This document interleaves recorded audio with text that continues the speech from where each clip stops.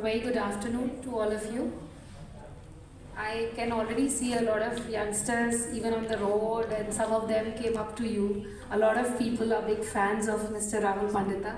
I know a couple of youngsters came to me, is he Miss the Rahul Pandita? And I said, हाँ वही वाले हैं. So of course he needs no introduction for those of you who read, but here's a quick brief. Mr. Pandita is India's one of the most respected journalists and writers, widely known for his powerful reportage on conflict, insurgency, displacement, and the human story behind it.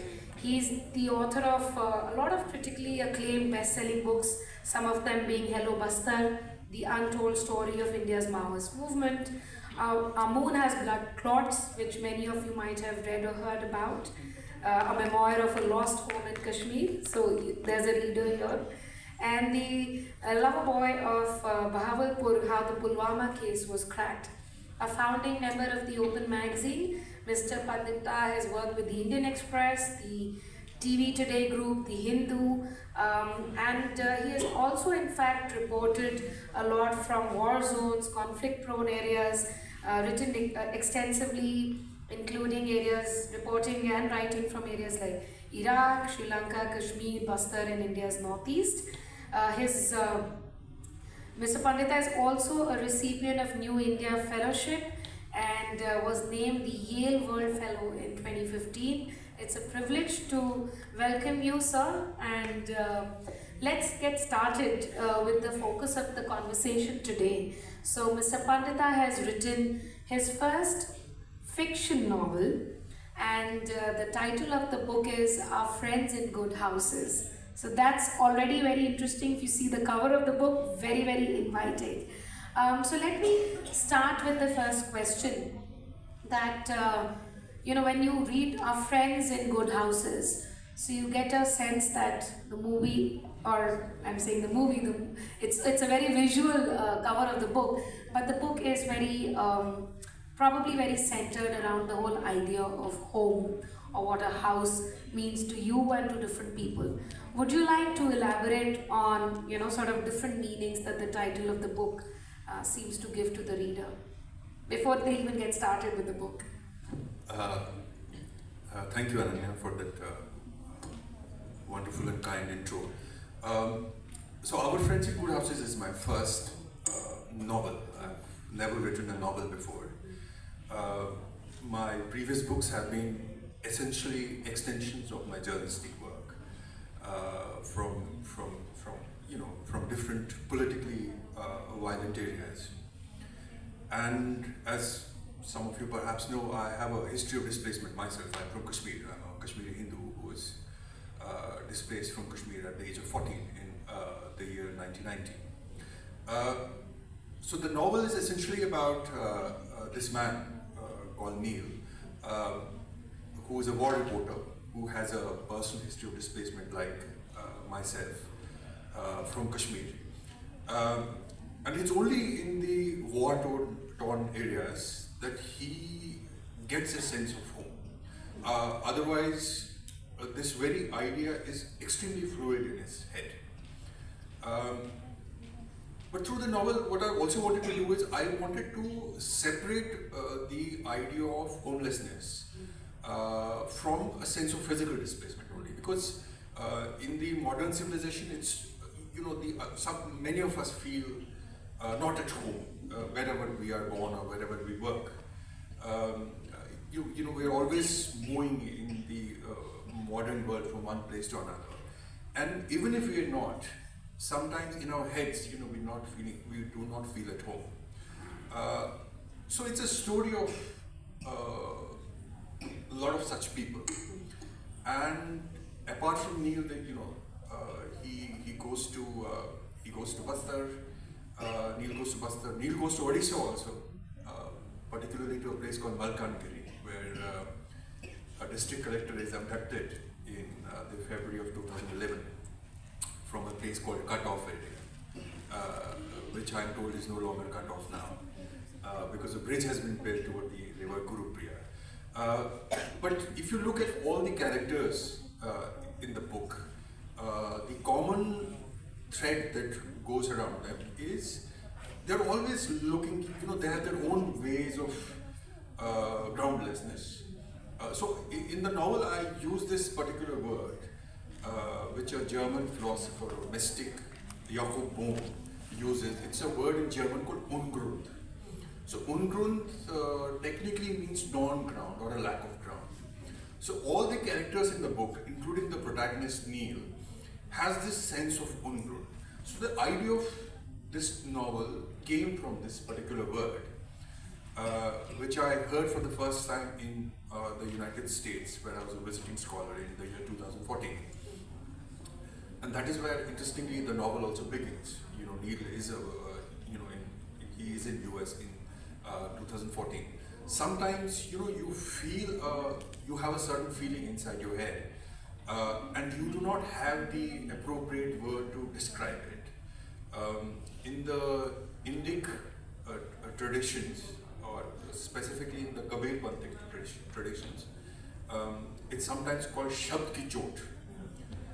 तो कभी ऐसा होता है कि आप किसी चीज़ के बारे में आपकी मन में ख्याल है, लेकिन उस ख्याल को आप पूरे आर्टिकुलेट नहीं कर पाते, फिर आप एक शब्द सुनते हैं जिससे आपको लगता है कि ये तो शब्द इसीलिए बना था, तो उसे आपके दिल एकदम दिल को छू जाता है आपके. So that is शब्द की चोट. So for me, the शब्द की चोट was this word which I heard for the first time in the year 2014, and that is where this the kind of genesis of novel came about. So when we say homelessness, and you've in fact been one of the most sought after and the most read author who's spoken about the exile of Kashmiri Pandits, but when we speak about dislocation, and especially in the context of this book also goes beyond physical dislocation and sort of gets into the realm of what it does to the mind, what it does to your psychology, what can such so-called physical traumas, do they really lead to some wounds and certain traumas, and is physical dislocation or probably emotional dislocation as important and as real as physical dislocation, which we typically see and understand and appreciate, but this sense of finding a home emotionally or psychologically, how has that been described in the book? I think as a character, the idea of displacement, physical displacement in this case, is something which really haunts me. And if you go through the novel, there are snatches where you feel this acute sense of displacement in his heart and of the family around him. Personally speaking, my own sense of displacement has also shaped who I am in many ways. As a conflict reporter, I get asked this question many times. That did your own history of being a refugee in many ways condition your work in some way? And the answer is yes. I think what it does is it developed in me a sense of empathy, deep sense of empathy for people who may have been trapped in similar situations. In journalism, what I've always done is that my journalism has always stood at the cusp of journalism and writing. I've been fortunate enough to work with editors, news editors who had a great sense for good writing, especially long form reporting. But even then, one felt that there was a sense of inadequacy between what you were feeling or experiencing on the ground and what you were able to put through your journalistic dispatches. So there was this gap which I always felt. I have tried to do journalism in a certain way, which is that I have tried not to think in terms of languages. Once I was interviewed by a very popular TV journalist for a job, and he asked me this question which I found rather silly. He said, "Do you think in Hindi or English?"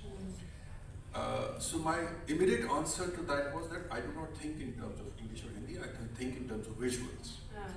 Um, as journalists, when I speak to young journalists, I ask them to train themselves for it. Because once you get into the field, immediately by virtue of your training, what you do is you start thinking in terms of that language. Say, this is going to be my intro, this is how I will describe Ananya, or whatever, and this is going to be my ending. But I strongly urge and encourage young people, young journalists or writers, to think in terms of thought images, these moving thought images. Again, trust the Germans to have a word for everything. So the Germans call it Dankbild, which is essentially a thought image.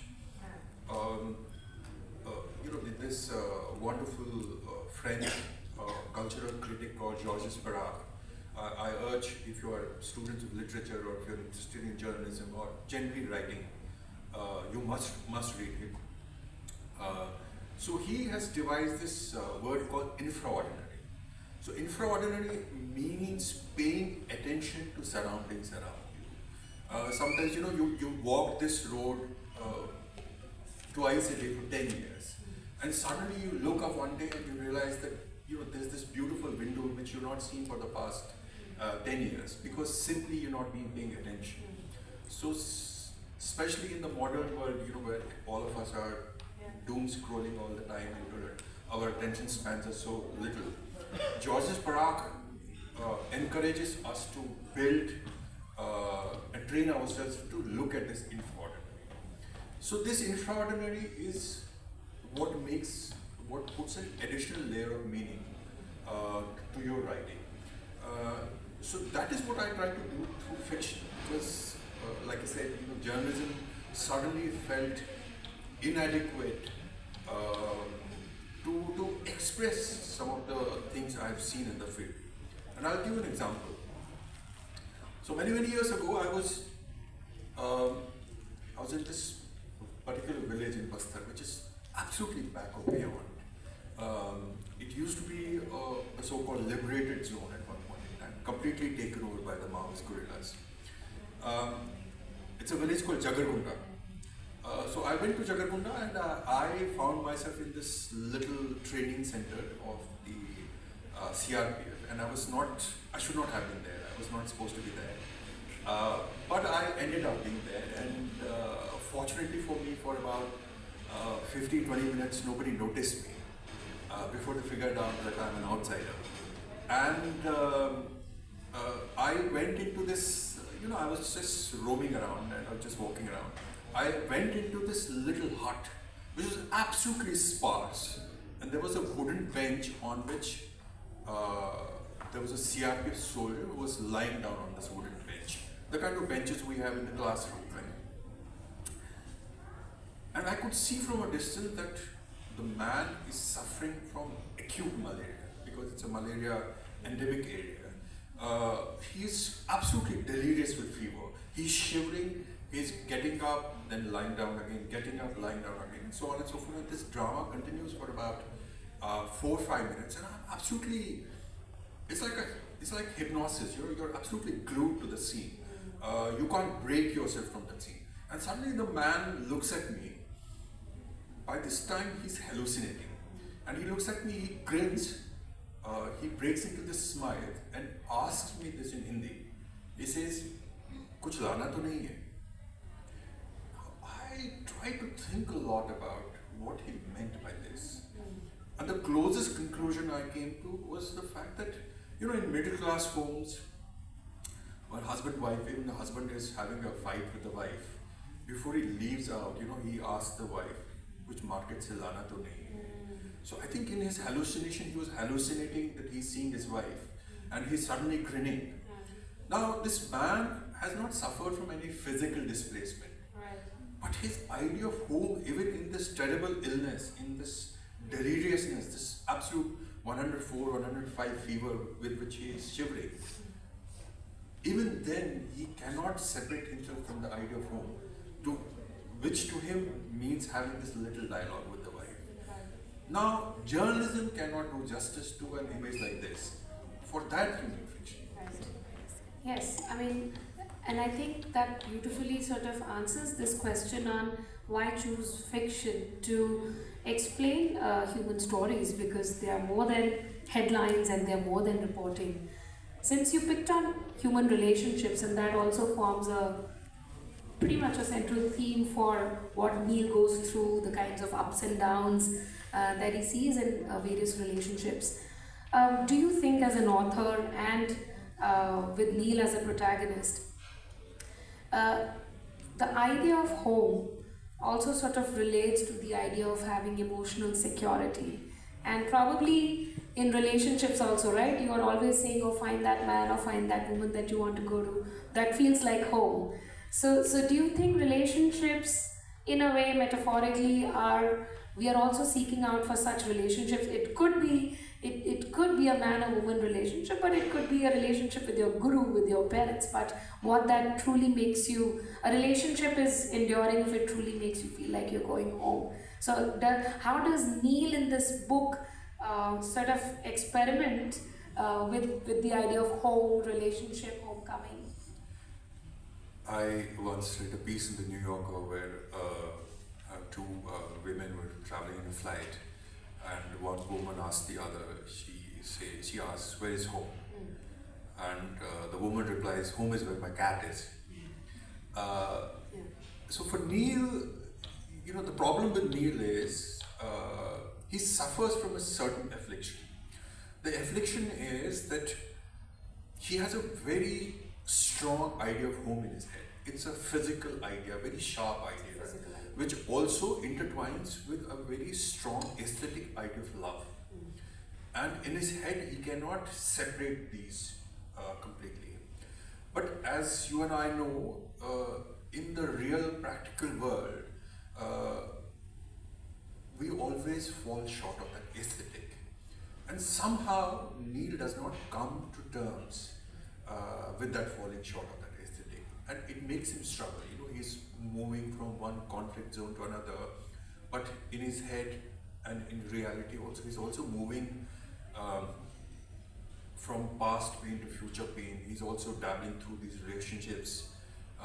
He also suffers from this kind of mental paralysis because of his sharp sense of home and the fact that this aesthetic is always falling short. Now, people who have read this book, they towards the end, they think that the novel, the story ends on a rather optimistic note.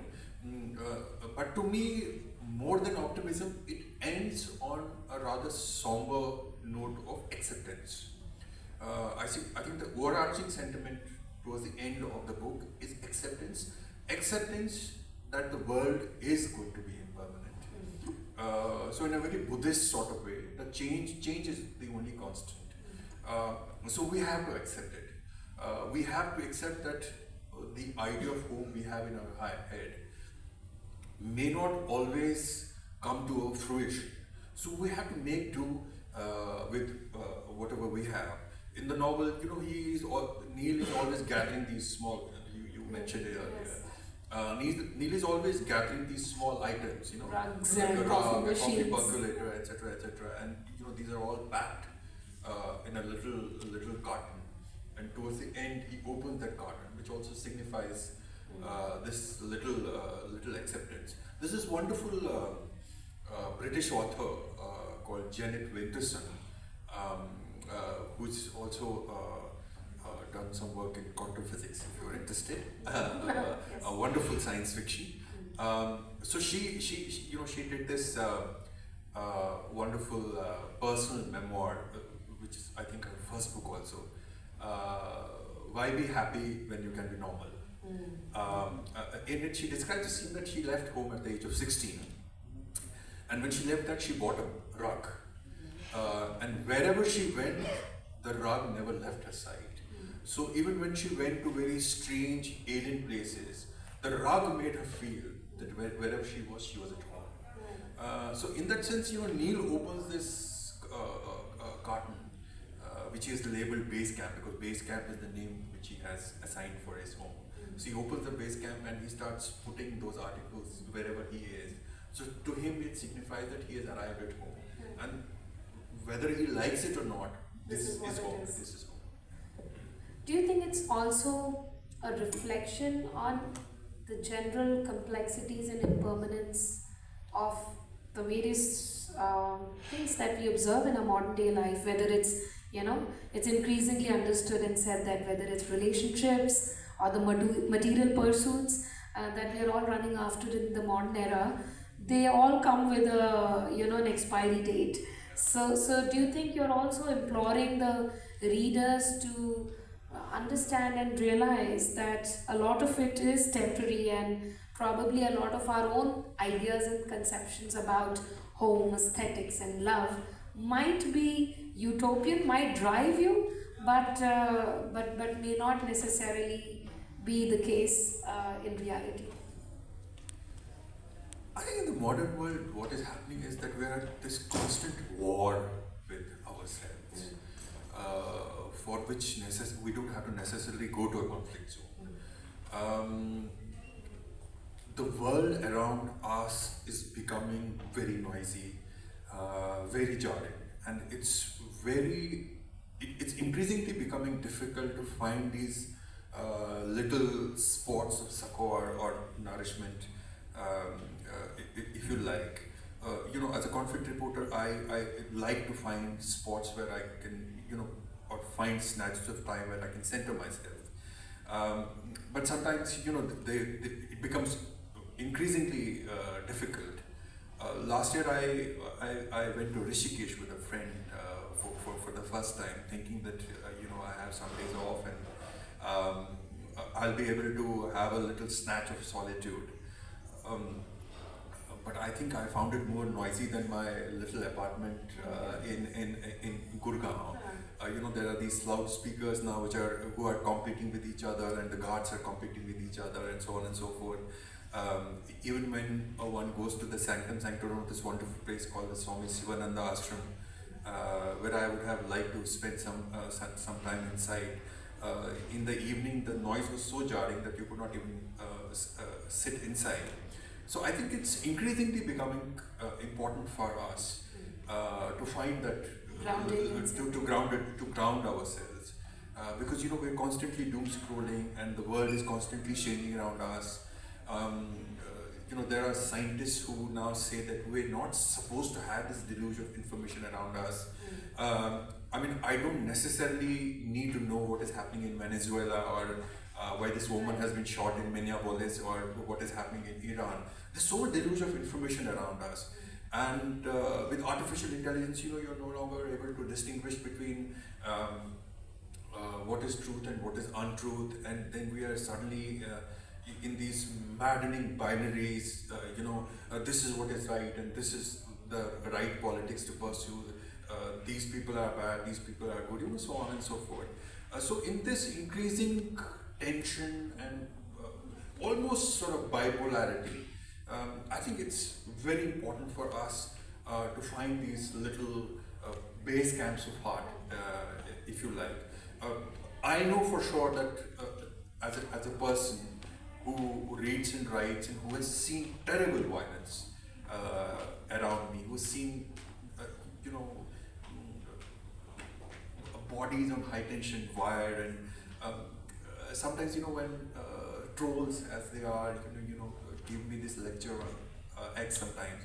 I say you must look at a dead body sometimes.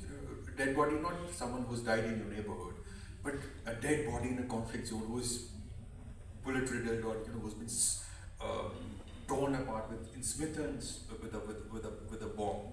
It absolutely changes the perspective of your life, and it also teaches you kitna nashar hai, Yes. the world around us. Now you have these little videos all around us. 35-year-olds suddenly dancing somewhere in a party and dying of heart attack. So what is happening? So it's very important to have this, to have that perspective. Yeah. There's this wonderful Russian monk who says that keep your mind in hell and despair not. So I think it's important to keep your mind in hell, but also to have these snatches of nourishment to center yourself every now and then. Do you think Neil finds that center for nourishment inside? Does he, after all the reflections and the experiences in the outside world, does the ending of the book takes it back to where it started in words? So I think Neil's journey also reflects my own journey in many ways. For years, I went about reporting from one area to another like a madman, without even giving myself the time to process what I was seeing. It was the later part of my life when I started looking inwards and was able to process some of what I had seen on the ground. These meanings which I could not process earlier. So I think in that sense, Neil also realizes towards the end that home, even though he has a physical idea of home, but home is not necessarily a building or a room which has rugs and coffee percolators. Home is a little sanctuary you find for yourself in the heart. So in that sense, it is important for all of us at some point in time to start looking inwards, because that is where you find answers, not outside. Right. And you've covered so many stories from Iraq to Afghanistan to Kashmir to Bastar, and the protagonist also travels to the US. Are human stories of struggle, strife, hope, despair, love, letdown, are they, like from an author's perspective, do you feel that there is some sort of a commonality between all human stories? Are we like essentially the same, or do you think that, from different stories that you've covered, that people are indeed very, very different and they come from very, very different, they're coming from a different place? I think we're essentially a sum total of our own experiences, but at the heart of all these experiences are absolutely universal themes, like the idea of home, how one does not want to sully it or stain it from outward experiences. When I started traveling in the Adivasi areas in the initial days, I was just a young man in my early 20s, and once I was traveling from Telangana towards what is now Chhattisgarh, and there was this newly built tarmac road, and there were vehicles going on it with amazing speed, and in the middle of this road I saw this cluster of Adivasis sitting once in the middle of this road on their haunches, and it was completely it baffled me. Because even animals know that they're not supposed to be on a road, but they are supposed to be on the margins of the road. They can't be in the middle of the road on such a busy traffic. So I it took me some time to process it. I looked around. It was finally answered. I was embedded with a squad of Maoist guerrillas. I was traveling with one of their leaders who is no more. He was killed in a police encounter many years later. Very well educated, well read person. I asked him this question while we were sitting by a river side. We could see Milky Way in the sky.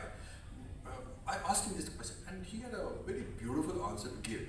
He said, for those Adivasis, that tarmac is where their home was.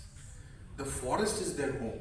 So this idea of tarmac has not infringed upon their idea of space or home.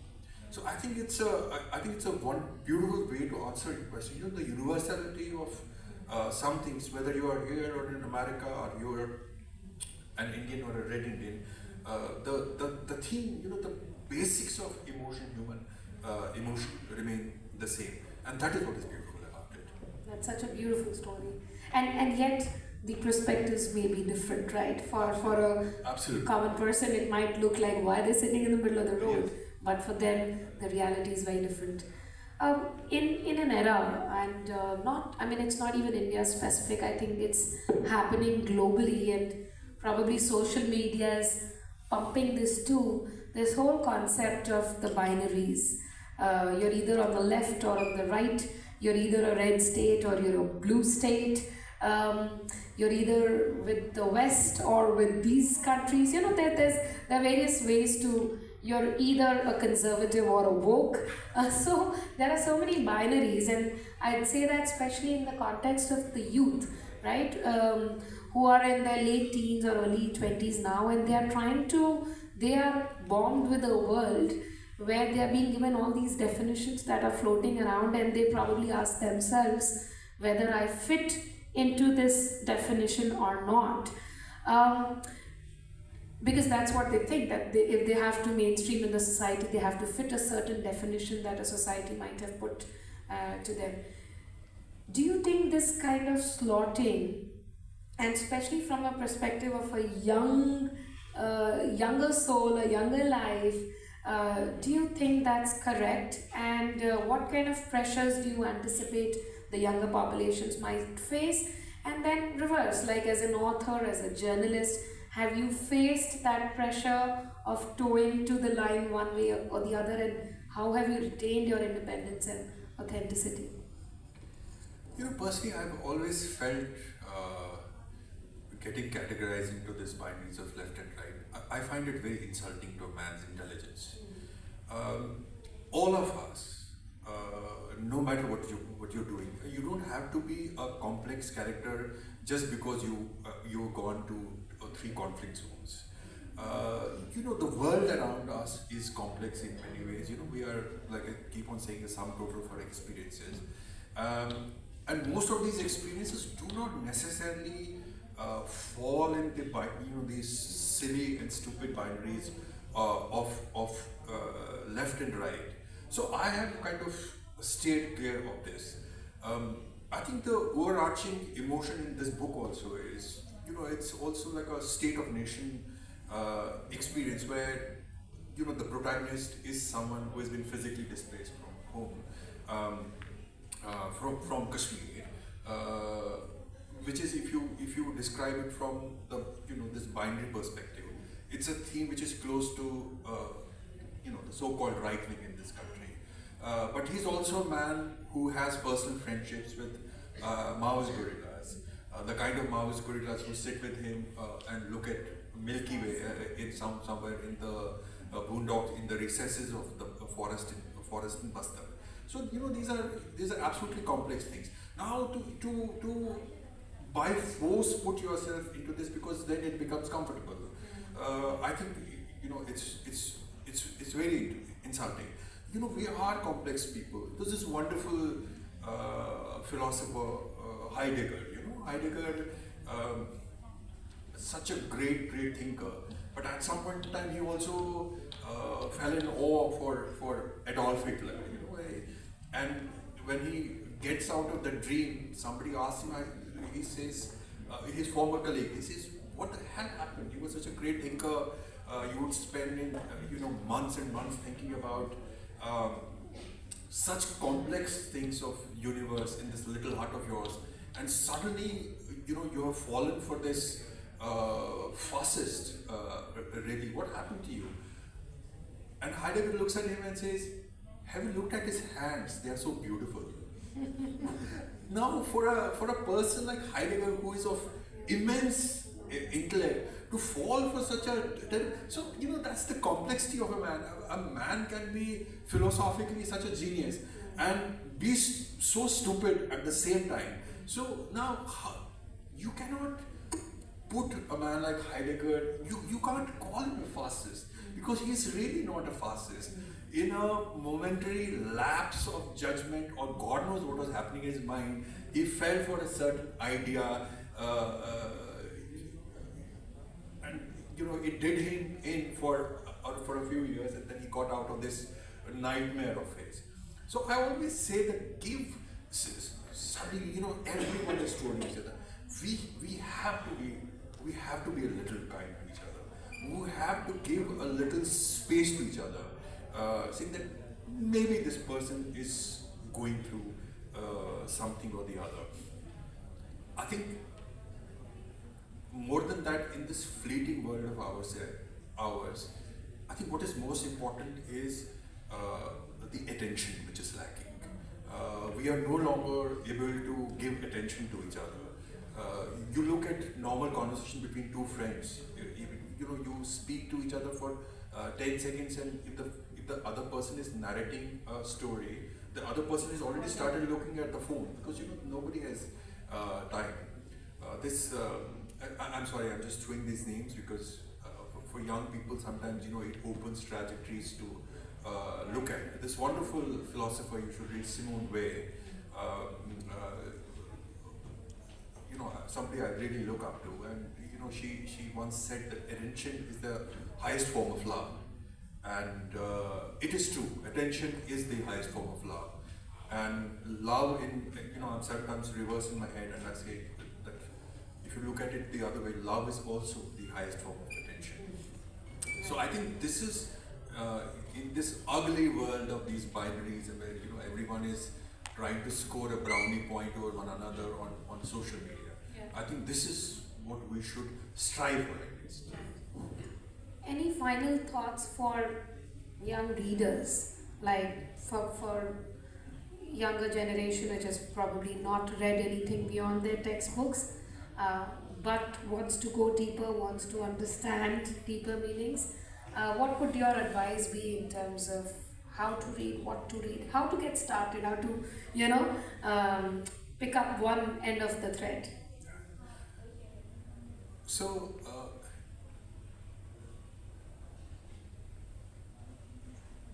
I always encourage readers to not only read for pleasure. Sometimes one also has to stay put, grind his or her teeth, and go through some difficult texts. It's also how you train your mind to do these things. Otherwise, if you are going from one pleasure spot to another, then you might as well watch something on the Netflix and be done with it, and you do not register anything from it. And if you find something beautiful, I always encourage them to go through the text again and again, because once you're reading a book, it creates a certain impression in your head. But once you read it again, perhaps third time, there are so many books. Sometimes some of my friends laugh at me because there are some books which are my favorite books, and I have to go back to them, and I have this absolute dread in my heart. It's a very impractical dread. It's never going to happen. But I have this dread in my heart that someday these books will become extinct and I won't have enough copies. So I have like 8, 10, 11 copies of the same book. That's my little obsession with them. So I think a little obsession in life, especially when it comes to extreme things like reading and writing, is very important. And to go back to my earlier conversation about infraordinary. So infraordinary only happens when you start paying attention to things around you. Again, dropping names, this wonderful writer called William Burroughs, I think he once said that if you want to really know a place, keep walking around, or keep walking through it. I have done it to different places. Bastar is a very, very big area, but I've spent a lot of time in Bastar, and I have really done this extraordinary to some parts of Bastar. And sometimes when I really close my eyes, it all comes alive in front of me. Wow, wonderful. As you said, visual, this was imagery, the imagery was very, very vivid and powerful, almost like you're writing as you speak. Final question, does writing about trauma or conflict open up old wounds, or does it give a sense of closure, or do you write it with a purpose so that those stories are not forgotten? What I found really ironic is that around 13 years ago, my Kashmir memoir came out, Our Moon is Blood Clots, which is my personal story. I think I saw someone holding a book there, yes.